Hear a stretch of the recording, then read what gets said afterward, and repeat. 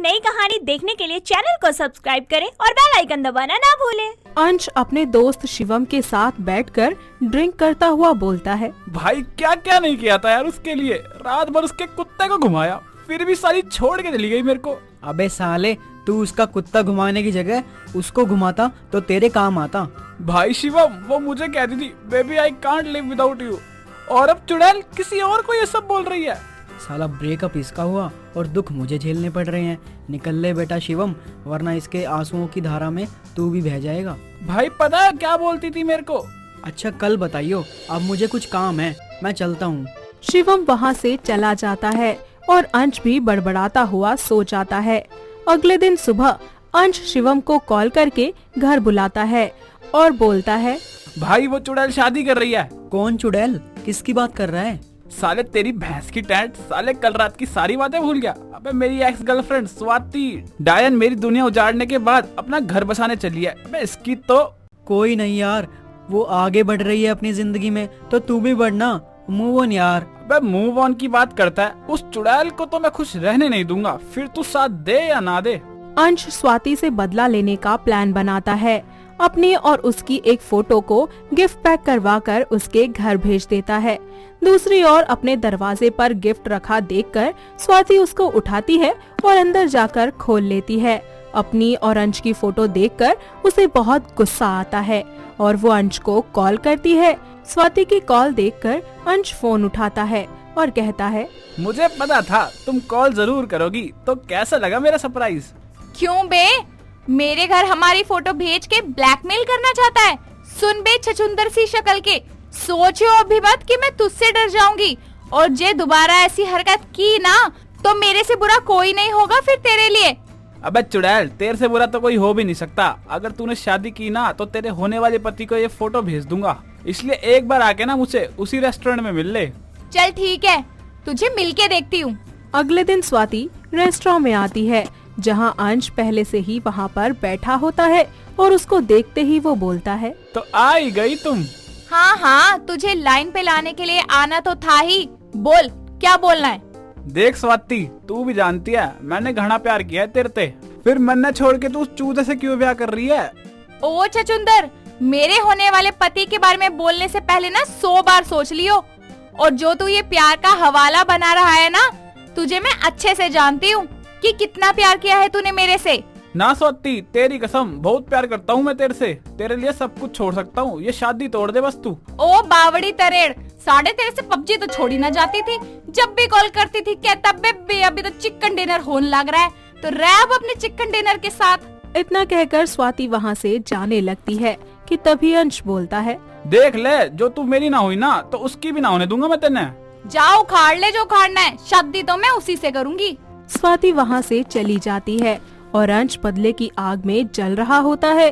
साथ ही बोलता है, बेटा शादी तो मैं तेरी होने न दूंगा, अब तू देख मैं क्या करता हूँ तेरे पति के साथ। अंश अपनी और स्वाति की फोटोज को उसके होने वाले पति रुद्र को भेज देता है।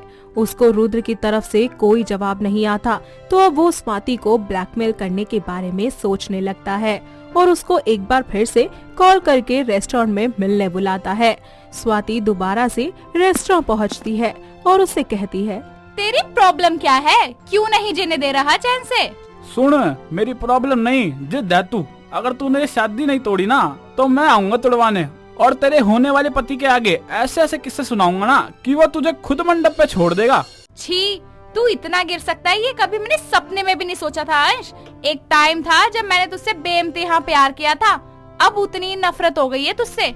जो करना है कर, पर ये शादी मत करियो भूल के भी। अंश की बातों का स्वाति पर कोई असर नहीं होता, लेकिन अब वो भी हार मानने वाला नहीं था, तो वो स्वाति की शादी में जाकर सारी बातें रुद्र को बताने के बारे में सोचता है। साथ ही शिवम को भी अपने इस प्लान में शामिल करने के लिए घर बुलाता है। थोड़ी ही देर के बाद शिवम उसके घर आता है और अंश उससे कहता है, भाई देख, अब सीधा उसकी शादी में ही धमाका करूंगा। जैसे मेरे को छोड़ के गई है ना वो, उसका भी होने वाला पति उसको ऐसे ही छोड़ेगा, तब समझेगी मेरे दर्द को। भाई सच में तू ऐसा करना चाहता है? सोच ले एक बार और, क्यों उसकी जिंदगी बर्बाद कर रहा है? तू भी आगे बढ़ जाना। अब तू मेरा दोस्त है उसका, देख अगर साथ देना है ना तो दे, वरना उसके लिए तो मैं अकेला ही काफी हूँ। भाई देख, दोस्ती की खातिर जा रहा हूँ तेरे साथ, पर तू ये गलत कर रहा है। इसके बाद अंश शिवम को अपनी बाइक पर बिठाकर शादी वाली जगह के लिए निकल जाता है।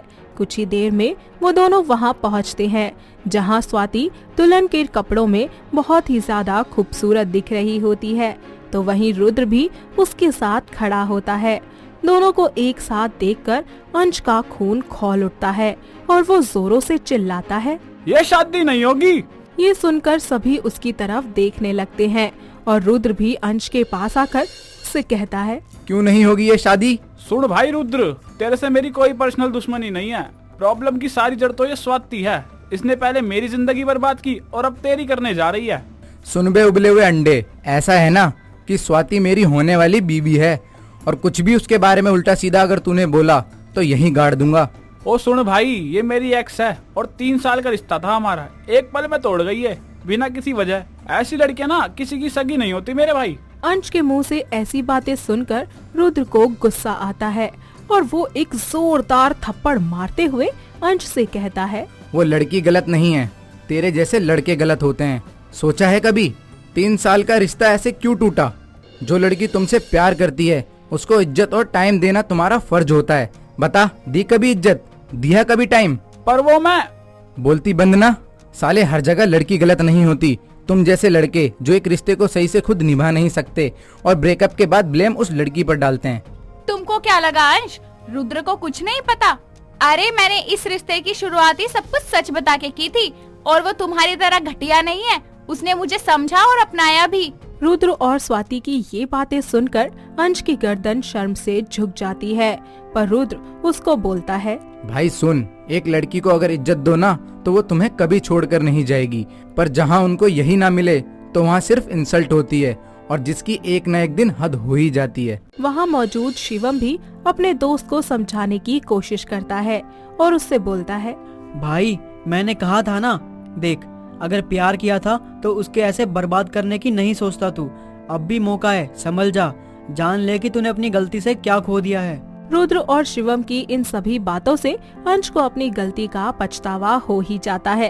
वो समझ चुका था कि उसके रिश्ते के टूटने में गलती किसी और की नहीं बल्कि उसी की थी, जिस पर वो कहता है, स्वाति मुझे माफ कर दो। मैं अपने मेल ईगो में आके ये जान ही नहीं पाया कि मैंने कब तुमको खुद से दूर कर लिया, तुम्हारी डिसरिस्पेक्ट की। मैंने आज अपनी ही नजरों में खुद को गिरा लिया। मैं तुम्हें डिजर्व नहीं करता। हो सके तो मुझे माफ कर देना। चलो अच्छा है, देर से ही सही, कम से कम तुझे अकल तो आई। और हाँ, अब याद रखना, जो मेरे साथ किया ना वो दोबारा किसी के साथ मत करना। मैं तो सह गई, कोई और होगी ना तो तेरे अच्छे से लंका लगा देगी। नहीं नहीं, मैं समझ गया हूँ। अब मैं ऐसी कोई गलती नहीं करूँगा। मैं दुआ करता हूँ तुम दोनों हमेशा खुश रहो। अरे शिवम भाई, गाना लगवा, मेरे यार की शादी है, आज तेरा भाई फुल डांस करेगा।